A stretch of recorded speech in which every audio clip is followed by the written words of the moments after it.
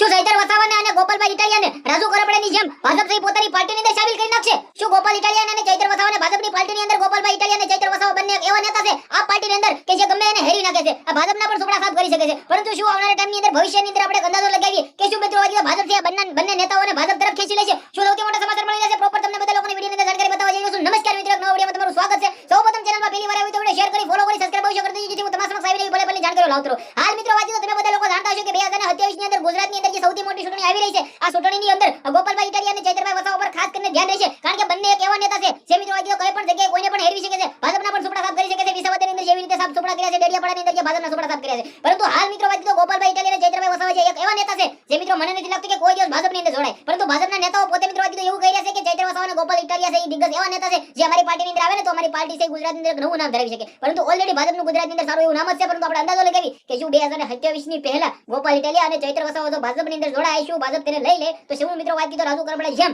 રાજુ કરપડા પણ આમ આદમી પાર્ટીના નેતા હતા, તે પણ મિત્રો વાંચી તો આમ આદમી પાર્ટી છોડીને ભાજપમાં આવ્યા છે. અને ગોપાલભાઈ ઇટાલિયા ચૈતરભાઈ વસાવા પણ બંને આ પાર્ટીના નેતા છે. બંને અત્યારે વિસાવદરના એક એમએલએ છે અને એક ડેડિયાપાડાના એમએલએ છે. બંને ધારાસભ્ય છે. બંનેનું ગુજરાતની અંદર એવું નામ છે કે તેના વિશે વાત ના કરો. પરંતુ મેન મુદ્દાની વાત એ છે કે શું 2027 પહેલા ચૈતર વસાવા અને ગોપાલ ઇટાલિયાને બંનેને ભાજપ છે પોતાના તરફ લઈ લેશે? શું ભાજપ કોશિશ કરશે કે ભાઈ આ બંને નેતા સારા એવા છે, આપણે તેની બધું લઈ લઈએ? પરંતુ એવું નથી થતું મિત્રો. ગોપાલ ઇટાલિયા જો ભાજપમાં આવવું હોય તો પહેલેથી જ આવી જાવ, ચૈતર વસાવા આવવું હોય તો પહેલેથી જ આવી જાય. મને નથી લાગતું કે બંનેમાંથી કોઈ એક પણ નેતા વાટી બદલે. પરંતુ કંઈ પણ કહી શકાય, રાજકારણ છે, રાજકારણમાં કંઈ પણ થઈ શકે છે. તમારે શું કહેવું છે? શેર કરો, ફોલો કરો. આજના વિડીયોમાં આપણે એક નવો વિડીયો મળીએ.